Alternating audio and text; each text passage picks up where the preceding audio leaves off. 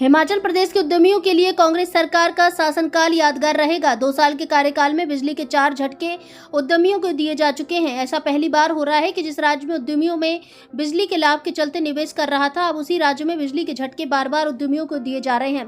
प्रदेश में अब बिजली का दाम अन्य राज्यों के बराबर आ पहुंचा है और अब उद्यमी निवेश नहीं बल्कि पलायन का मन बनाने को मजबूर दिखाई दे रहे हैं। ये बात भाजपा जिला सचिव व नोबल चैरिटी वेलफेयर सोसाइटी के अध्यक्ष गुरमेल चौधरी ने पत्रकारों से बातचीत में कही। उन्होंने कहा कि कांग्रेस सरकार के कार्यकाल को महंगाई के लिए जाना जाएगा। इस सरकार के कार्यकाल में किसी नए उद्योग ने निवेश नहीं किया, बल्कि जब से कांग्रेस की सरकार प्रदेश में आई है उस समय से अब तक कई उद्योग हिमाचल से पलायन कर चुके हैं।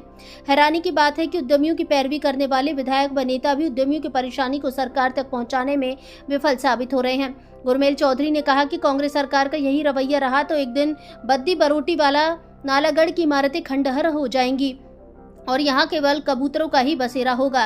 सरकार को अपनी नीति बदलने की जरूरत है और उद्योगों को परेशान करने की जगह उन्हें रिझाने के लिए लुभावने ऑफर देने चाहिए ताकि प्रदेश की उन्नति हो सके। गुरमेल चौधरी ने कहा कि वह दून विधायक को याद करवाना चाहते हैं कि बीबीएन क्षेत्र केवल उद्यमियों की मौजूदगी से ही फल फूल रहा और समय रहते आदि यदि क्षेत्र के विकास के लिए सामूहिक प्रयास नहीं किए गए तो यह क्षेत्र बर्बाद हो सकता है।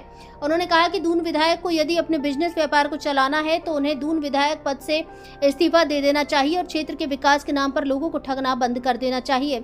जिला सचिव चौधरी ने कहा कि आज बिजली के दाम उद्योगपतियों को 7.5 पैसे प्रति यूनिट मिल रहे हैं। हाल ही में सरकार ने 1 रुपए प्रति यूनिट की सब्सिडी बंद कर दी है, जिससे उद्यमी छलावा बता रहे हैं। गुरमेल ने कहा कि उद्यमियों के साथ छलावा करने वाली यह सरकार दून के विकास की विरोधी है। उद्योगों से समस्त दून व नालागढ़ वासियों का बिजनेस व कारोबार जुड़ा है। भारत संवाद से सतीश जैन की रिपोर्ट। मैं कहना चाहता हूं कांग्रेस की सरकार को कि ये जो हमें इन्होंने घोषणा पत्र में वादा किया था कि 300 यूनिट बिजली फ्री देंगे, आज 300 यूनिट बिजली तो फ्री कहां से मिलनी थी। और उसके बाद इन्होंने 20% रेट जो घरेलू उपभोक्ता है, हमारे आम जो जनता है, उसके बढ़ा दिए और उसके साथ साथ पानी के रेट बढ़ा दिए हैं। जहां लोगों को 20 रुपये आता था, आज उसको 100 रुपये कर दिए हैं। तो ये जो सरकार है ये बिल्कुल विफल कह लो इसको, क्योंकि ये बिल्कुल जनता के बारे में नहीं सोच रही और महंगाई डे बाई डे बढ़ा रही है। पहले तो इसने बिजली के रेट जो थे उसमें अलग अलग पैरामीटर लाके लोगों को बाहर किया। कहाँ हमारी जो बीजेपी की सरकार थी 120 यूनिट फ्री देती थी और कहाँ इन्होंने 300 यूनिट का वादा करके आज रेट 3 बार बिजली के बढ़ा दिए। तो ये बड़ा दुर्भाग्य है।